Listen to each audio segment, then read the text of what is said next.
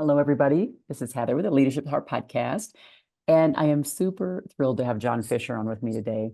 In my mind, I'm thinking the king of connection. We're going to talk more about that here in a little bit. He came to me because someone thought he'd be great for the show, and I thought as we think about technology, AI, relationships, and the connection between that and leading with heart, I really want to just bring Jon on and have that conversation. I think you're uniquely positioned for that. So welcome, Jon. Well, thank you. Thanks for having me. So tell everybody right now, where are you in your leadership journey? Ooh, going to start with the big one, huh? I think leadership is constantly about growth, just like life is constantly about growth. Um, as far as leadership within our organization, we just have a small team, and I'm learning more about how much it is just more about guiding than it is about directing. I have phenomenal talent on my team, which I'm very fortunate in that aspect. And so it's just a realization of as we've been together about 3 years of learning each other's quirks, strengths, weaknesses, and how to dance with each other in that space, right? And it's not just the other team members, it's me too, right? It's my strengths, it's my weaknesses, and all three of us kind of learning of how, or four of us actually learning how to interact and support and just really be there for each other and in a way that's really beyond business as well. And what does your organization do now? I can't. It's miingl. Tell everybody It's more miingl, about yeah. It's that. called miingl.com. Well, it actually is the brainchild of the pandemic. In 2020, I got bought out. I've always been self-employed, an entrepreneur to some point. I got bought out in 2019, was part of a team in 2020. The pandemic happened, and we went from being in the office together, like 30 or 40 of us having interaction, connection every day, to being stuck at home. And then I think it was April, we had our first all hands meeting, 40 of us on a Zoom call. I'm like I love being connected. I'm your sales guy, right? I see everybody. I'm like, woohoo! Here's everybody on the call and seeing their faces. The CEO is talking, doing his thing. He finishes his presentation and he clicks the meeting off, and it's just gone. Right? All these people I hadn't seen for a month, and we didn't get a chance to really connect. And I just had this sinking feeling. And about the same time, my business partner Jake was in a networking event online and realized the limitations that are with some of the current video platforms, and was wondering why he couldn't click on a person connect. So he got this whole brainchild of miingl. He pitched it to me, and it was literally why I still had that feeling of like, oh, like I want to connect so bad to these people I work with. And as soon as he pitched it, it connected with me because I knew the why, and that was really our hey, let's do this. It's been 3 years. It's taken a bit of a grind with funding and everything else that comes with running a startup, but the deep part of who we are, why we are, is that connection. Like in person is always the best way to meet, always the best way. Second best is miingl, right? So we really wanted to bring that why of being able to truly connect kind of back to the online world. So that was really our brainchild and the motivation behind it. And how does this differ from just like Zoom, just like what we're on right now? How does it differ? Um, Zoom is like these kind of calls are really good if you're in I would say groups of 10 or less, or if you're in a very tightly controlled, like some corporate things, they want to be really more controlled. If you do breakout rooms, they want to send you to who you're going out to the breakout room with, how much time you're going to be there. miingl is more open, so we tend to shine in groups 10 and bigger, and that don't need as quite the formal structure. So it's more like I think a great best way to explain it is Zoom is more like a boardroom or a classroom. miingl is more like walking into a networking event. So you go into miingl. I'm sorry, you go into miingl. It's more like a networking event. You walk in, it's an event space, and I can just see somebody and they're like, oh, they look interesting. I can click. on that individual, request to cluster is what we call it, and they can accept it, and then we'll be off in our own little side conversation. If there's a presenter, we can still hear them, so it still has the functionality of a meeting space, but it has the flexibility of giving everybody the ability to connect on a different level.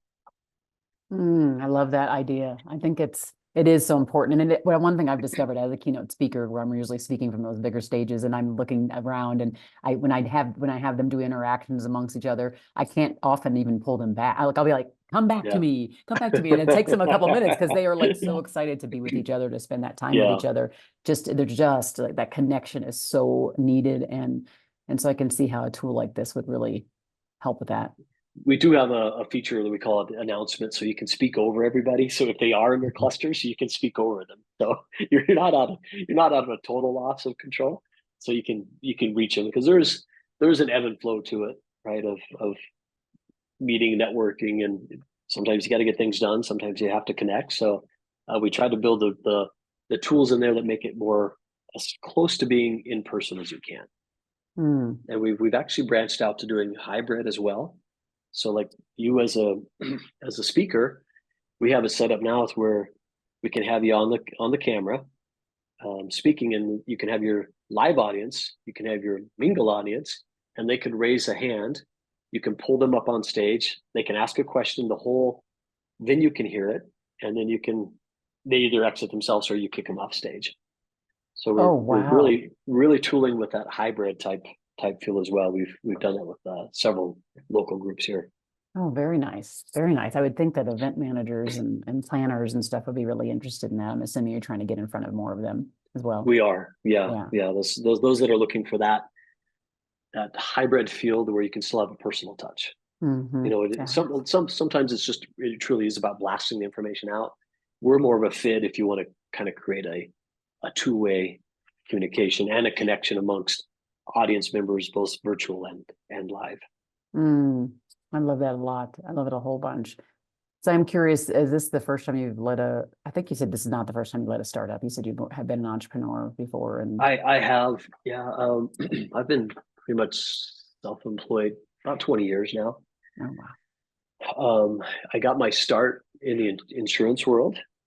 I do actually work with employee benefits for school districts in California, typically, and where most of my clients are. And in that space, I was kind of on the front end of like employee enrollment systems. So that was my first foray into the technology world. I was working for a guy at the time that was very forward thinking. And we partnered with a large health system back east to create an online enrollment platform, which now there's thousands of them. But when we first started, I was out there selling a concept that nobody had heard of before. So it was kind of fun to be on the front end, but also see the challenges of when the technology isn't quite ready to be adopted yet. So that was my first foray into technology, and I've done another startup that we kind of have on the back burner at this point, but something that we're still going to be working on. And I still do the insurance. So, how do you think? You're kind of like trying to bootstrap or get this other thing really up and going. I just love the concept a lot. So I think it's worth people paying close attention to, as whether it relates to large meetings or like organizational meetings where they're trying to have multiple teams dispersed across the world or the country come together and having that connection. I mean, it's amazing how there are still teams to this day that since the big COVID, they haven't actually all been together. And so this type of thing, I think, would be a really good platform for that, to create that connection and build the relationships at work. It's a great tool for that. We actually use we open a miingl up every day. We call it our live office, because we're all remote as well. I got another guy here in Salt Lake, another guy in Kansas City, and we can just jump into the office anytime we want. So it's up and live, and if we're at the desk, we can jump on and interact and have that camaraderie. Meetings don't always have to be scheduled and about certain topics. Yes. I guess the exchange of ideas don't always have to be scheduled, right, and about certain topics. So it creates that open air platform just to jump on and interact with each other. Interesting. Very interesting. I love it. So good question for you. In your own words, can you describe what you think leadership at heart is? Leadership at heart. It is, it is truly about caring. And I think this is like probably the biggest lesson I've learned in the past 4 to 5 years is even though the bottom line matters, it's not everything. And trying to find what that balance of caring, encouragement, support, growth, and interweaving that into the business world in a still meaningful way, and not get lost on one side of the aisle or the other of trying to keep the balance between the two. Um, and it's I don't know. It's really it's listening. I think a big part of it is hearing. Like um, we've unfortunately lost a team member that was very valuable. He has 2 young kids and couldn't put in the time, but just being there and hearing and like understanding of what's going on in life outside of the business, right? Sure, the business is important, but what's going on in our lives is very important as well. So I think it's just listening, actually caring what they're expressing, trying to find the best way to work through something if they need to work through it. And there's guidance there too. There's it's some people it's easy to get off track and get too far on the left of what the vision is, and there's guidance of bringing them back. And so yeah, there's that's a good question. There's some definitely different elements to that, but I think it's really just being heart-centered and caring, right? Like we're just in this together. It's just like for me the idea of creation is more fun. Like if we sold this thing for $1 billion, we're not going to be sitting there looking at our bank account. We're going to be sitting there thinking about how awesome that ride was of what we built together, right? And so for me, the part of creation is the thrill. I love that. This is literally just an idea in somebody's mind that we added more to and really brought to life, right? It's a fully functioning system now. It's pretty cool. That's awesome. Well, obviously, you're speaking my language on the caring and the listening side of things, and I know you didn't even really know much about me and about that. I have a book that's called The Art of Caring Leadership and one that's called The Art of Active Listening. So you hit kind of both of those. I have one on employee loyalty, and then I'll be kind of moving into ones that are like self-leadership and team. But no matter what, that whole support element, showing them that you care, listen to them, value their concern, trying to meet them where they're at, like all those things I think are critical as we think about leading with heart.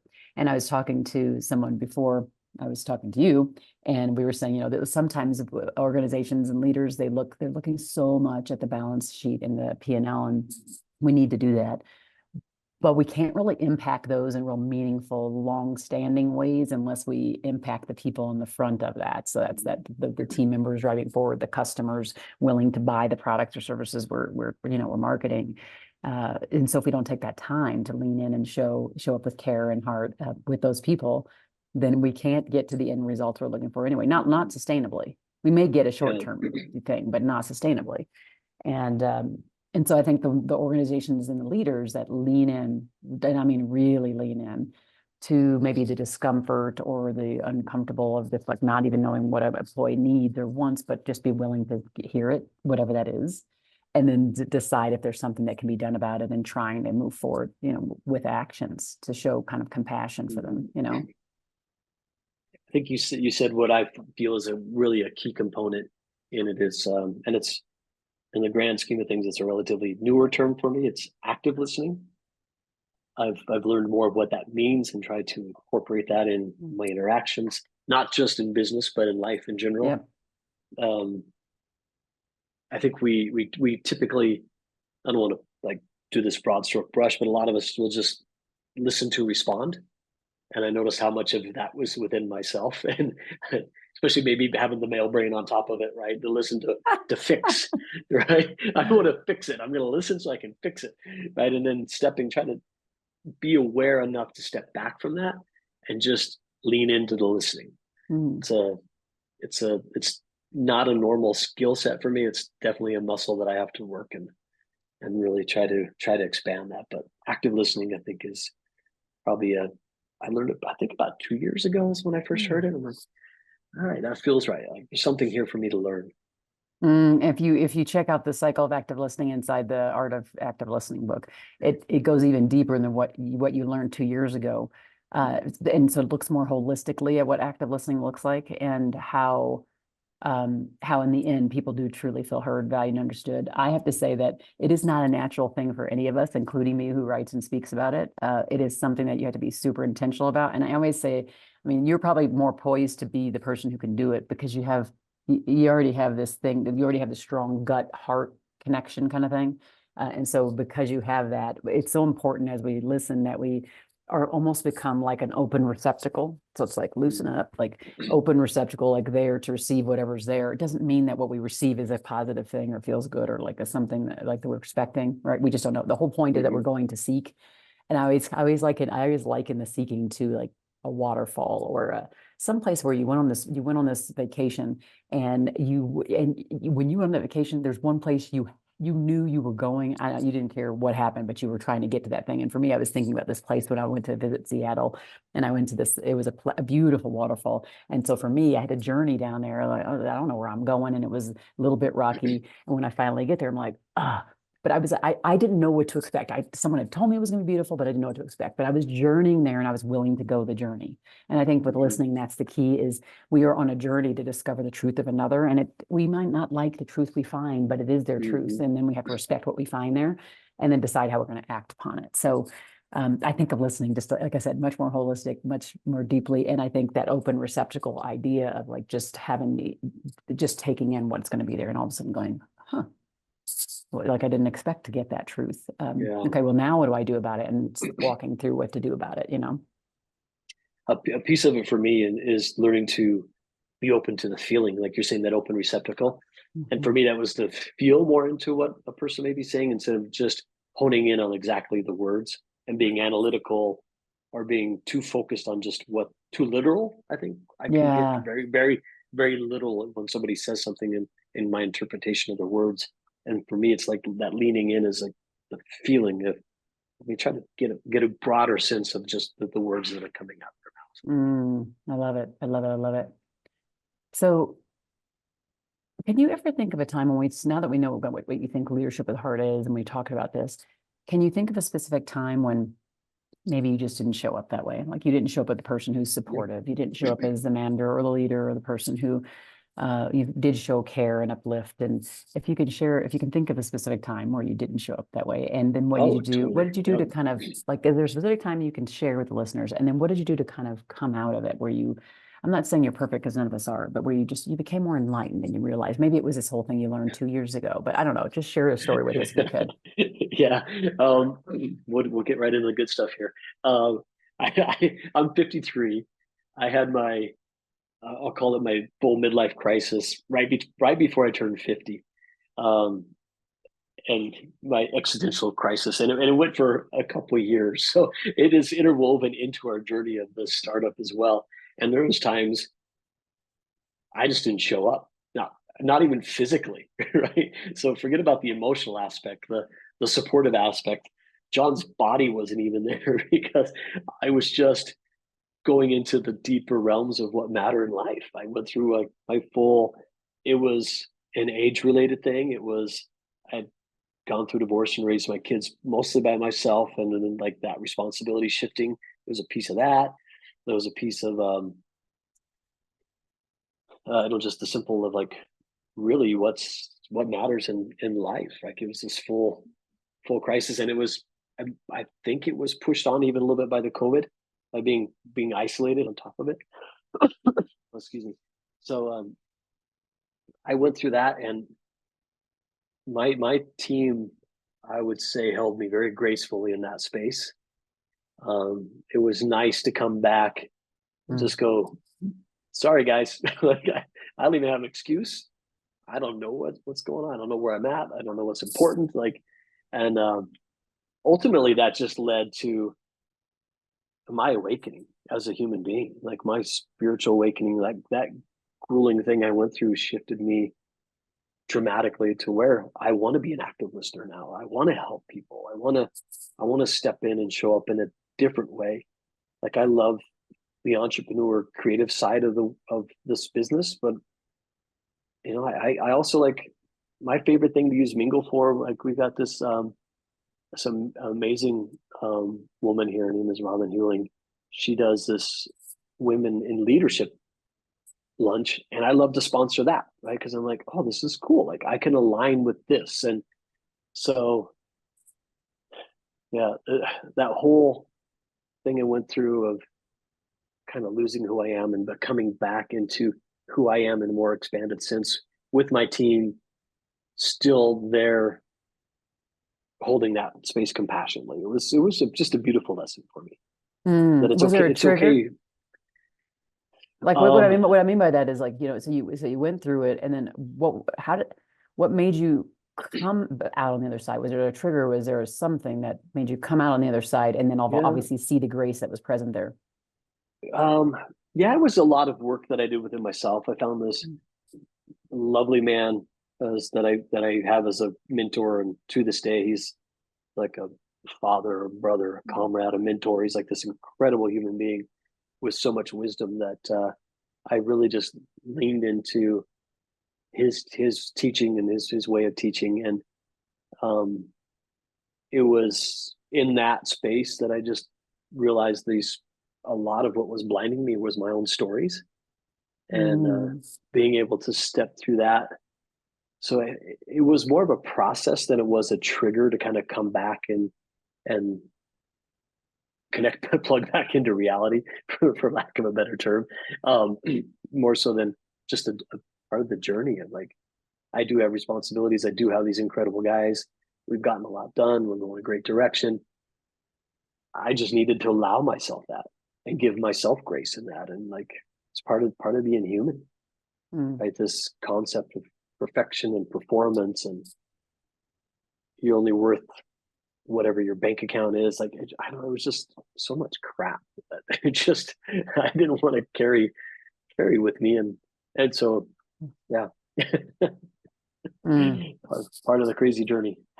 Well, thank you for that. Yeah, that's Mhm. I think the grace from other people and the grace from for ourselves is really, really yeah, a big component of what you just talked about. And I think many of us come out of those like lower points of our leadership because maybe of the help of others, or there's always like something as the impetus for it. I'm always curious to know Mhm. what that is. Sometimes I feel like I'm a psychologist here. Sometimes I feel like I'm a sociologist here. I'm just always like, what's going on with these humans? They're just being human.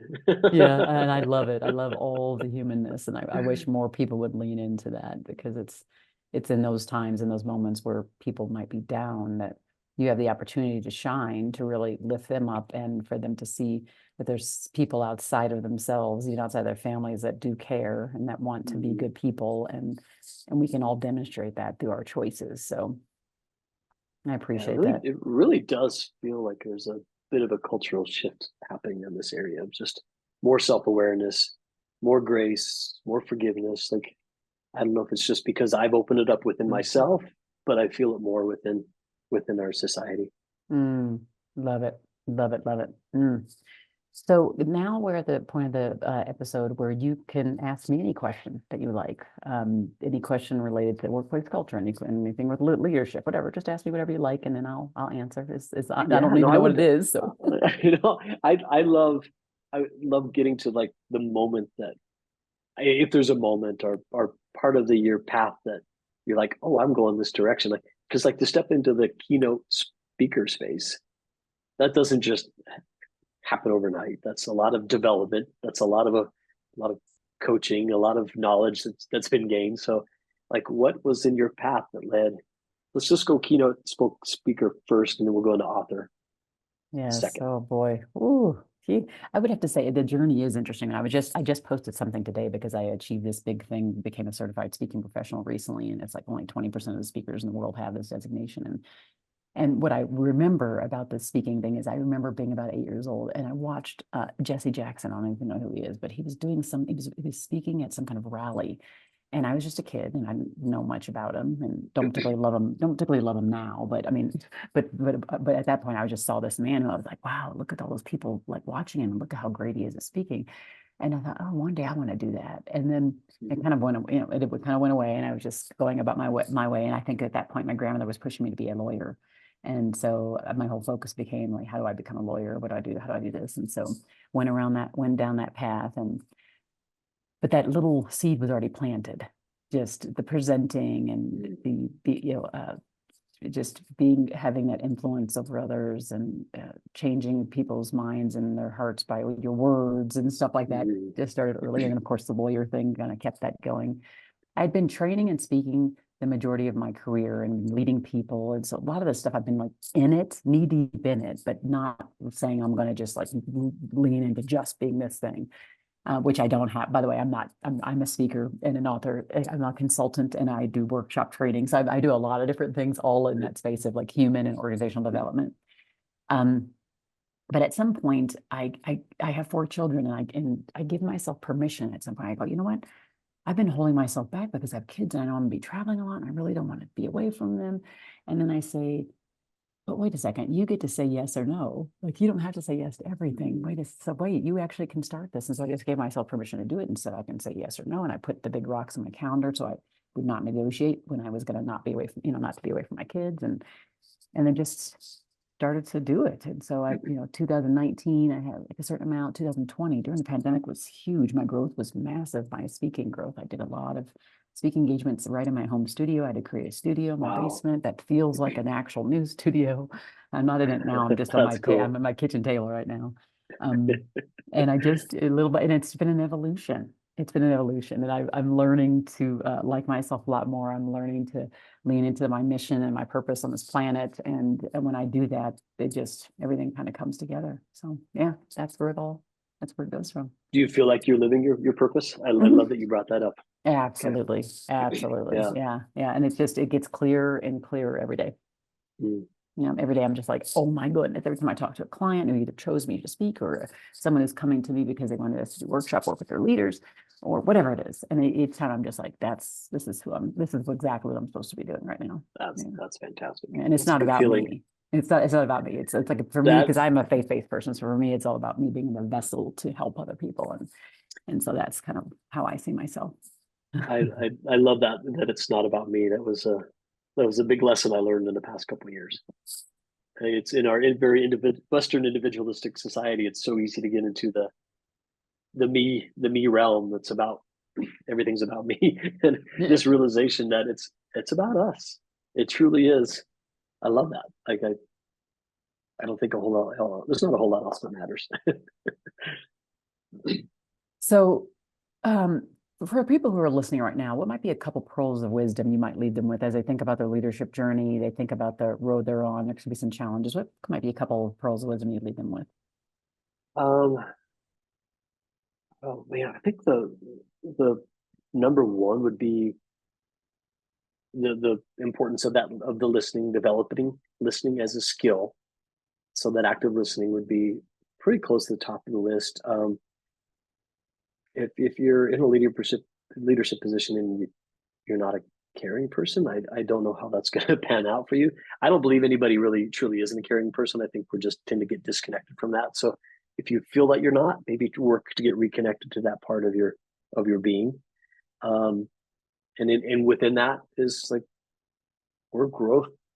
We're supposed to be growing. Like I realized a lot of the tension and the grinding that I felt in my life, when I feel that, it's when I get stagnant and when I'm not open to growth and exploring even my inner world, the outer world, like just be open to learning.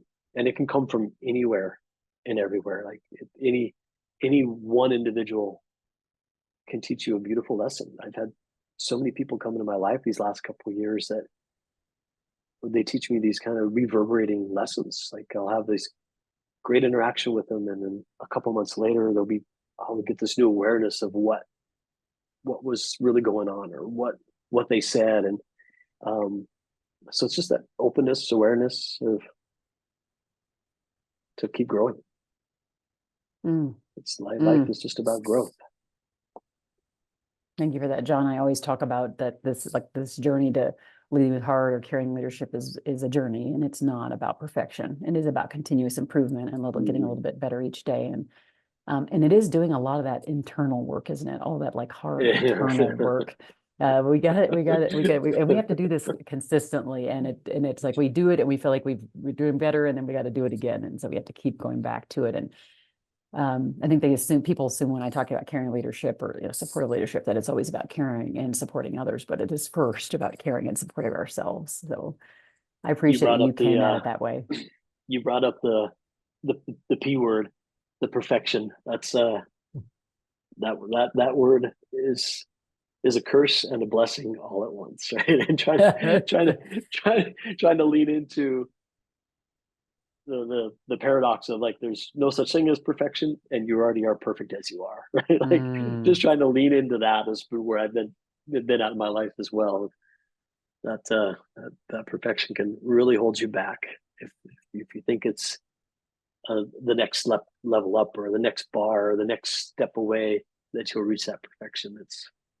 It can be blinding and distracting and painful. So yeah, it's a funny word. For those listening, I want you to meditate on that for a little bit, that perfection is elusive, that it can be dangerous and blinding, and know that, again, this is not the journey. We're not on the journey to perfection. We really aren't. We're on the journey to just get better. We're on the journey to get better for us first and another second. Jon, this has been great. I really do appreciate all the nuggets you're dropping and making me even ponder. And I'm sure those who are listening have received a lot of value too. And you know what? Good luck to you and miingl. I know that you'll do very, very well. Well, thank you. I really appreciate the time with you. I love that you're in this line of work and that you're living your why.